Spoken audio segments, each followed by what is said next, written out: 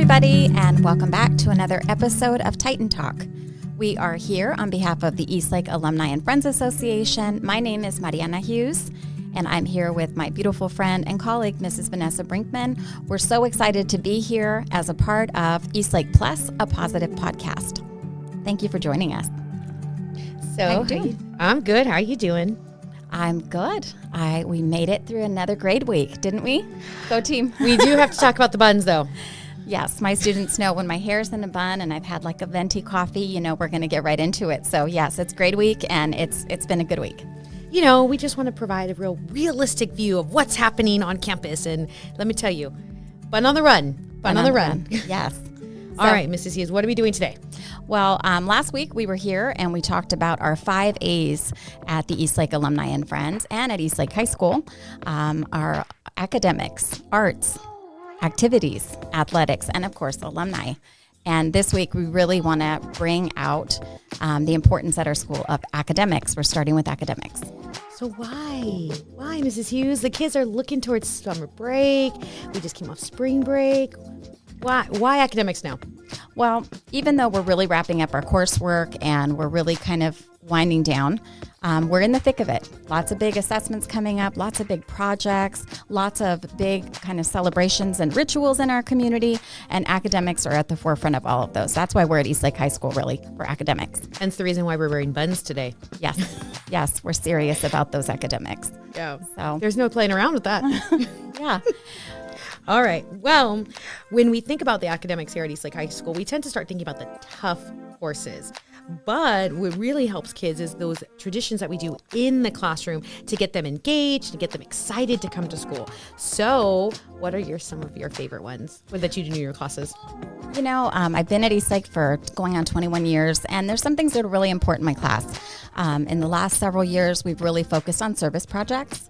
So several times a year, my classes will get behind something. This year we did a Band-Aid drive and collected for Children's Hospital. Sometimes we do an annual walk to the bookstore. That's fun, a big celebration of reading. And of course, we do Cheap Cookie Friday and we take our tie picture. So lots of different ways that kind of make us a little family there in room 302. How about for you? Oh, I love all of it. And, I was trying to think about these really, really big traditions that I did when I was in high school. And I remember a newspaper with Miss Romero, our deadlines were so much fun. Now as a teacher perspective, I felt so bad for her. I should have let her go home a lot earlier. But I think some of my favorite traditions that we have in our classes, especially with newspaper, is that every time we have a big release, we have potlucks. We get Joe and Ernie's pizza and we just hang out and we just really celebrate. And it's really what I find to be so interesting in having these conversations, they're all surrounding food.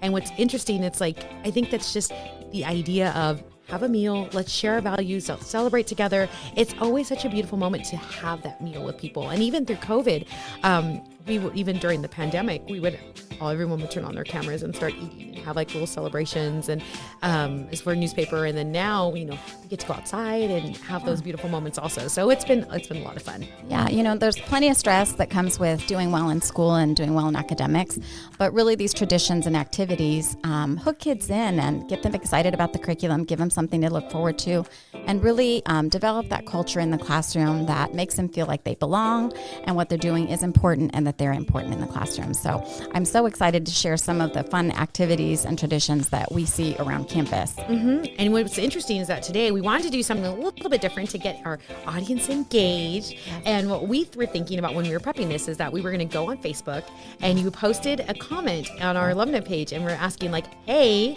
what are some fun traditions that you remember? So today we wanted to share some of those. Yes, it was really fun to hear from all different years and generations about what they remember. And people listening to this podcast, you might kind of think back in your memory at your time at Eastlake High School, and kind of some of these should sound familiar. If you think of any, please add to the comments on our Facebook post, join us and kind of be a part of the conversation. But we want to share some of the really fun ones that people shared. Go ahead, Vanessa. What do you remember?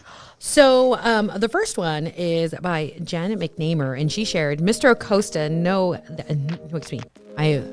forgive me for some of the grammar issues. I was like trying to read them. Okay. So Mr. Acosta know that the seniors had too much stress for being seniors, especially our exit projects, and told us our final was literally to find 2 movies with similar ideas, compare them, and share the similarities and differences. I chose Robin Hood, Prince of Tides, and Robin Hood Men in Tights. I got an A. Best final ever. And it was so funny when I read that comment. I remember doing the senior exit project, and it was such a great project. I loved it. It was so nice to present to the panel of all the great things that we did. So I remember that one. Yeah. Go team. Yes.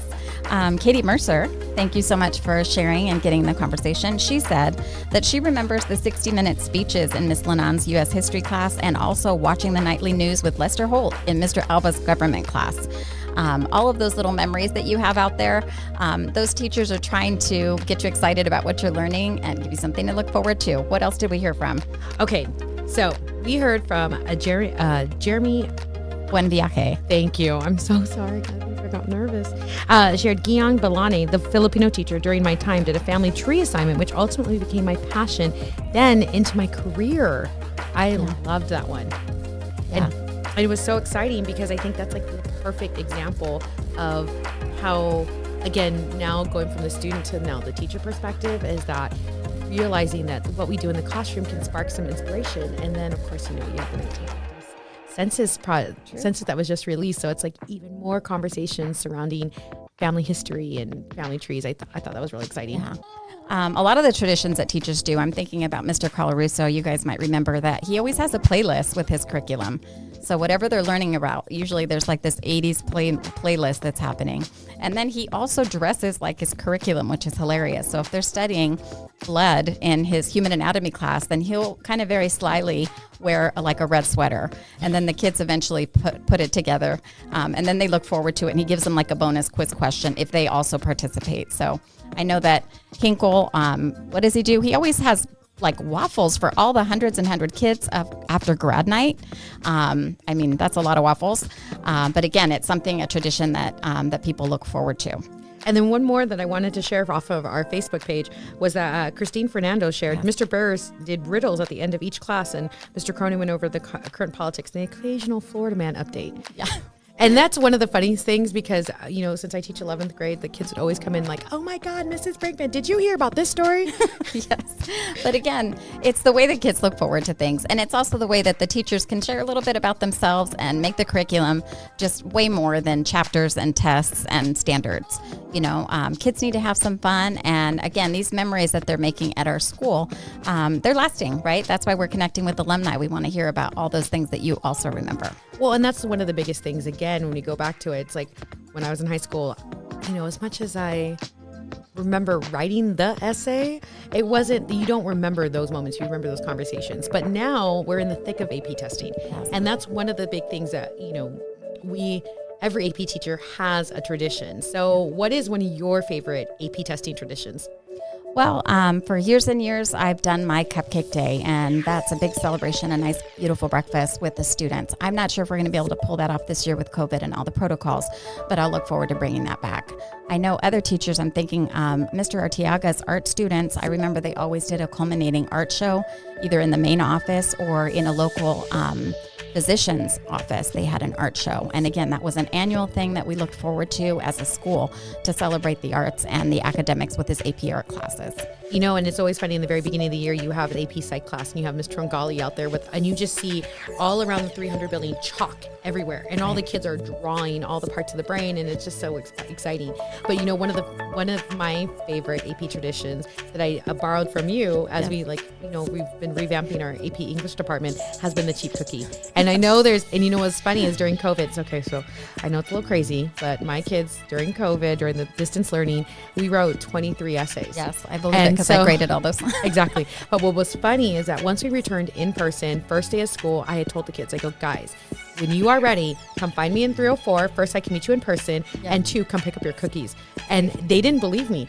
So I had a bunch of students, and sure enough, I had opened up my cabinets and I had cookies galore. And they're like, yes. I get 23 of these. I go, yes, I owe you. And I had kids up and through December picking up their cheap cookies. So. Yes. again, how can we make it exciting? That's just like a little incentive that lets kids know we appreciate the work that they're doing and how they're working hard for us, and they're kind of pushing hard in the classroom all the way through April and May. And here we are coming up at the end of school. These traditions are something that we're proud of at Eastlake High School. We want to hear more of these traditions from you. So please connect with us. Connect with us on Facebook at Eastlake Alumni and Friends. Please find us, of course, at our webpage, which is eastlakealumni.org. And that is really super important because as we get into our 30th year anniversary next year, we want you to be up to date about all the fun events that we're going to have at our school to celebrate our traditions, to celebrate our students, and of course, to celebrate you, our alumni, and our community.